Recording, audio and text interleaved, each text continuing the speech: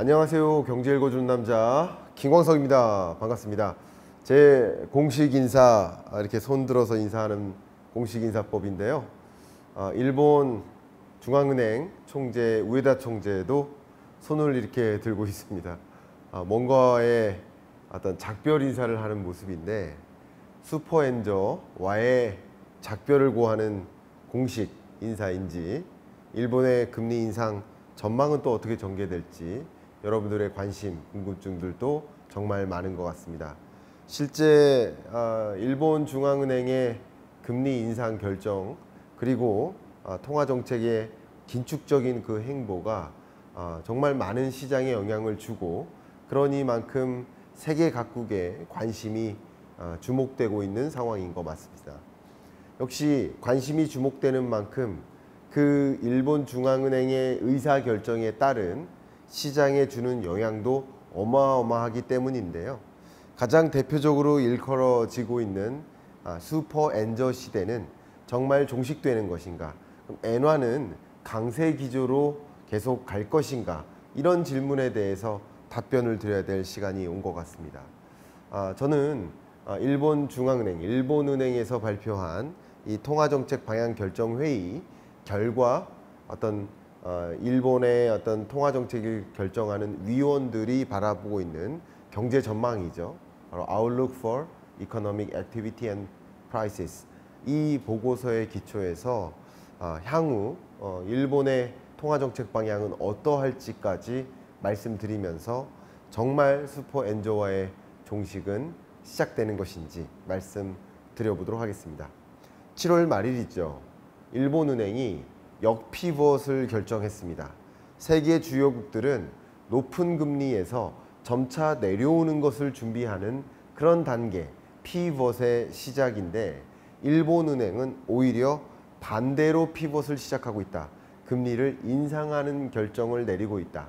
그동안 오랫동안 금리를 인하만 하다가 또 낮은 금리는커녕 마이너스 금리죠. 2016년부터 마이너스 금리를 계속 운용해 오다가 24년 3월에 금리를 인상해서 마이너스 금리에서 탈피하더니 또 약 3개월 만에 금리를 추가적으로 인상하는 이런 의사결정을 내린 겁니다.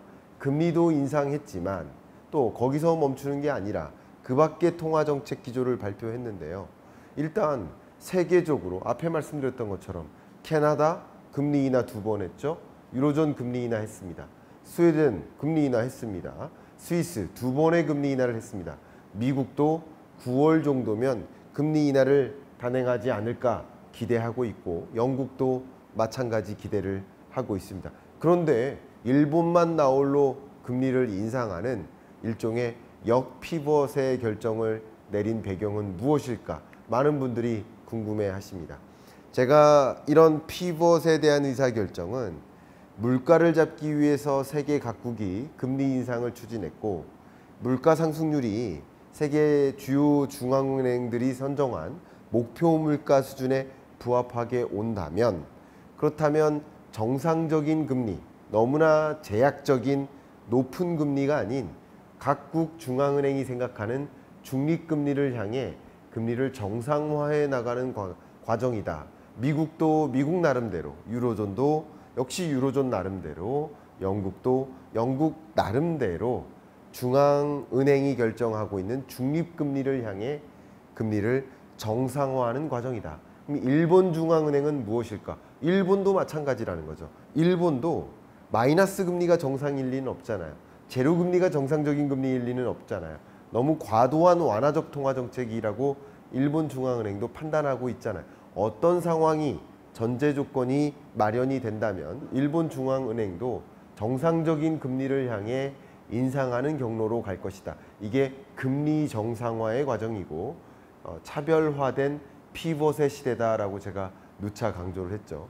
차별화된 피벗의 시대답게 일본은 일본 나름대로 정상적인 금리를 찾아, 일본 중앙은행이 생각하고 있는 중립금리를 찾아 금리를 인상하는 의사결정을 내리고 있는 것이다.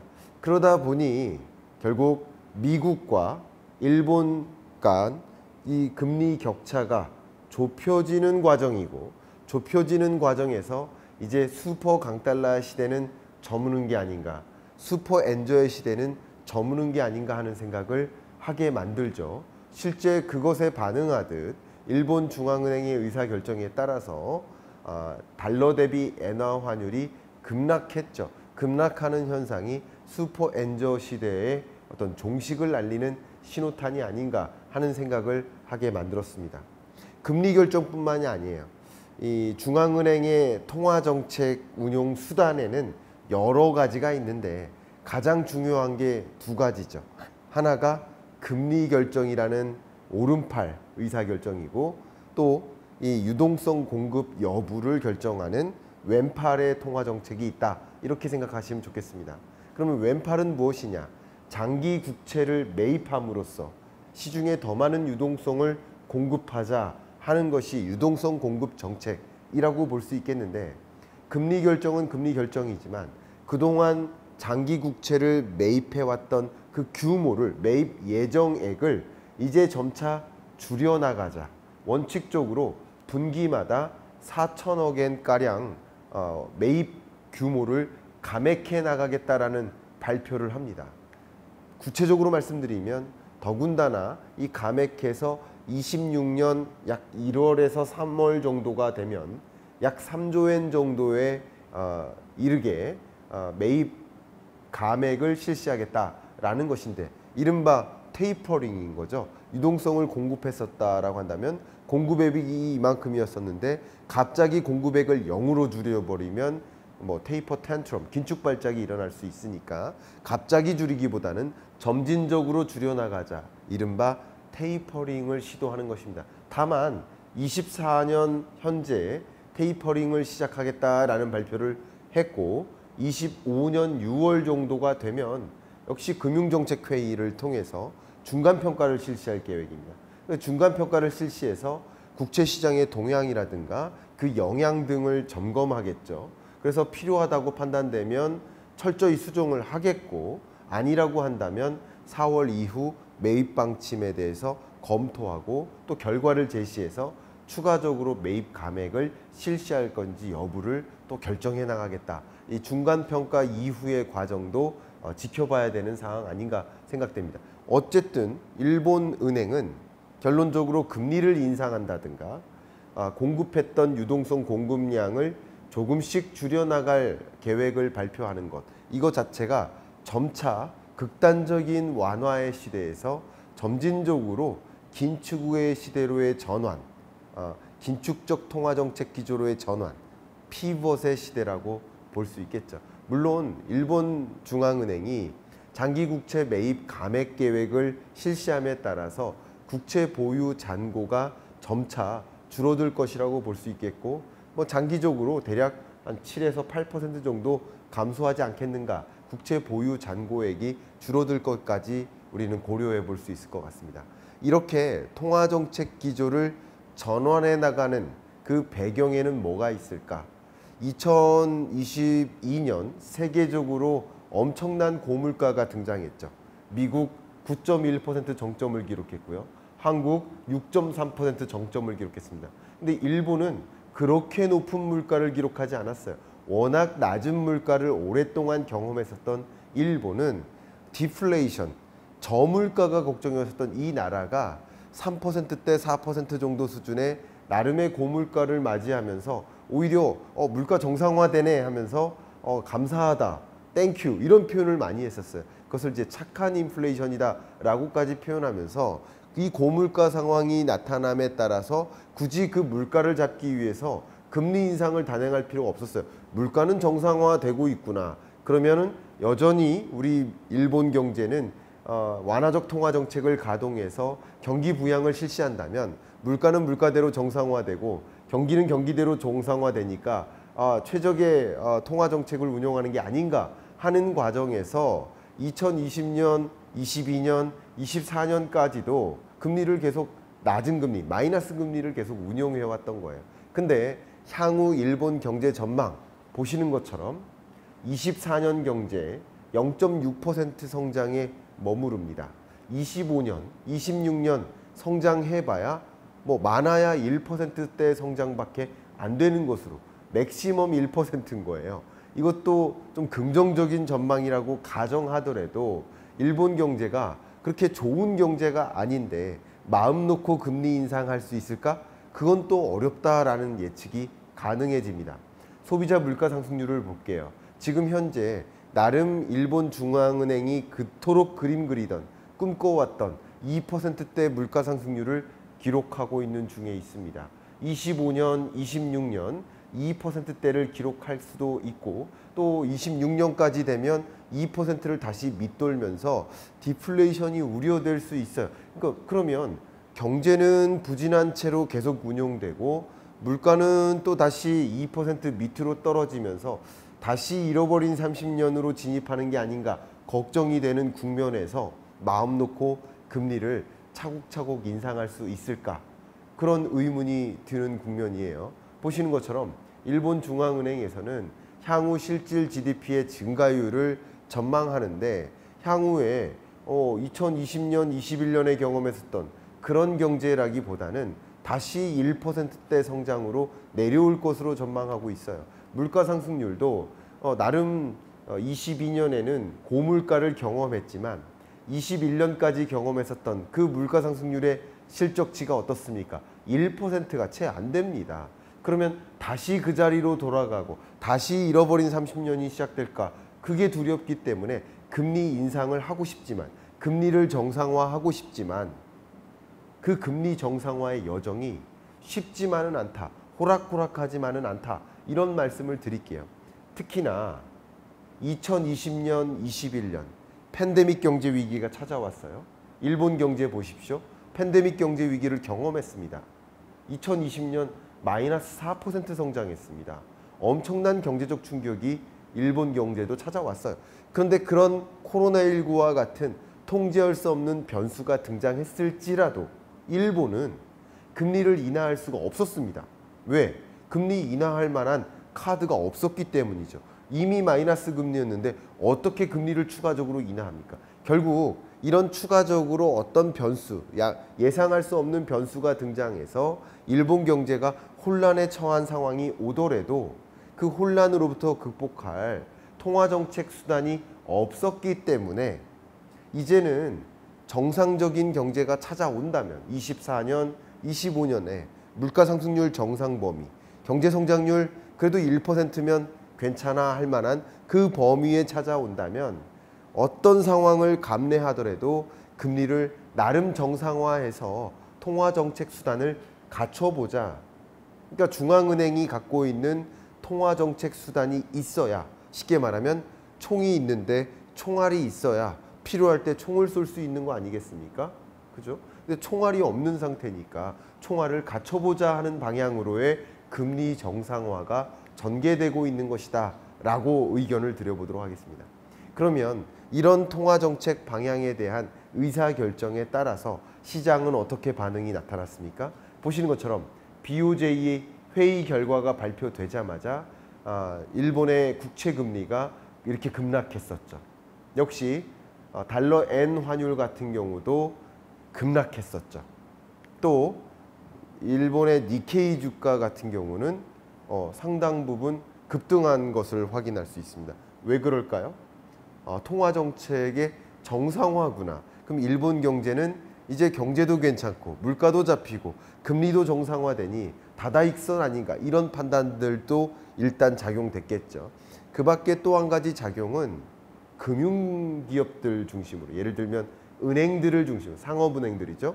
이들은 이제 마이너스 금리가 아니라 금리가 나름 높아지는 금리 레벨이 올라가는 과정이니까 이제 이 시중은행들이 대출을 해줄 때 예대 마진을 챙길 수 있겠구나. 수익률이 올라갈 수 있겠구나. 금리 인상에 따라서 은행의 수익률은 올라갈 수 있겠구나 하는 그 기대 때문에 은행주들이 대폭 투자 대상이 됐던 거고 그 은행 종목으로 주식시장에 돈이 많이 유입됐었던 것. 그러면서 주가가 올라갔던 것. 이런 것들이 바로 통화정책에 따른 즉각적인 영향이라고 볼 수 있지 않을까요? 그러면 이제 향후 일본의 은행의 통화정책 방향을 한번 가늠해보고 그러면 그것이 향후 어떤 영향을 미칠 것인지 생각도 해봐야 될 것 같습니다. 그리고 그 영향에 따라서 대응책도 고민해봐야 되지 않을까 생각합니다. 역시 우에다 총재가 이렇게 발언했습니다. 경제, 물가 흐름, 이런 흐름들이 앞에 보여드렸던 그런 이 BOJ의 전망에 부합한다면 추가 금리 인상이 가능하다. 그 금리 인상의 범위는 특별히 0.5%를 한계로 인식하지 않는다. 0.5%를 상회하는 수준까지 금리 인상을 하겠다. 이런 이야기들을 종합해 보면 BOJ가 생각하고 있는, 일본은행이 생각하고 있는 중립금리는 대략 0.6% 정도로 생각해 보면 어떨까 생각을 해봅니다.